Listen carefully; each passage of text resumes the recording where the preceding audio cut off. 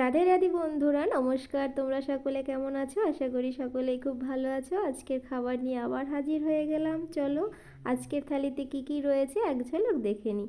রয়েছে পেঁয়াজ, বাঁধাকপির পকোড়া, পেঁয়াজ কলি আলু ভাজা, বিনস আর উচ্ছে ভাজা, রয়েছে বাঁধাকপি পকোড়া দিয়ে আলু দিয়ে তরকারি, চাটনি, সাদা ভাত, লঙ্কা আর এক গ্লাস জল।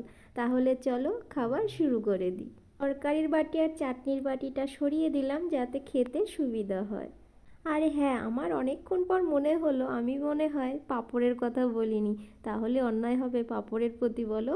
হ্যাঁ, সাথে কিন্তু পাঁপড়ও রয়েছে।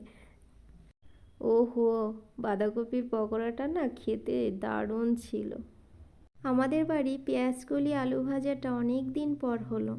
যে কোনো জিনিস অনেক দিন পর খেলে কিন্তু তার স্বাদ সত্যি দ্বিগুণ বেড়ে যায়। তেমনি আজকে আমার কাছে পেঁয়াজকলি আলু ভাজাটাও যেন অমৃতর মতো স্বাদ লাগছে।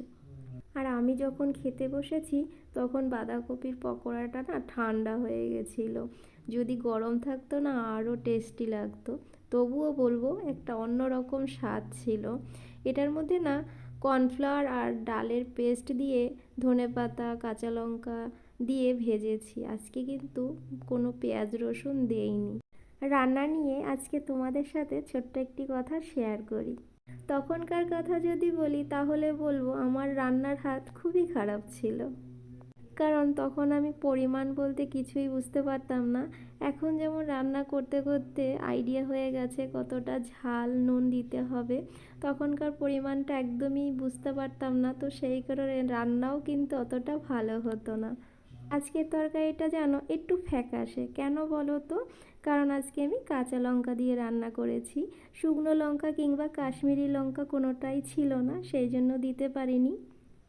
তবে স্বাদের দিক থেকে যদি বলো তাহলে বলবো একদমই পারফেক্ট ছিল, কোনো রকম সমস্যা হয়নি।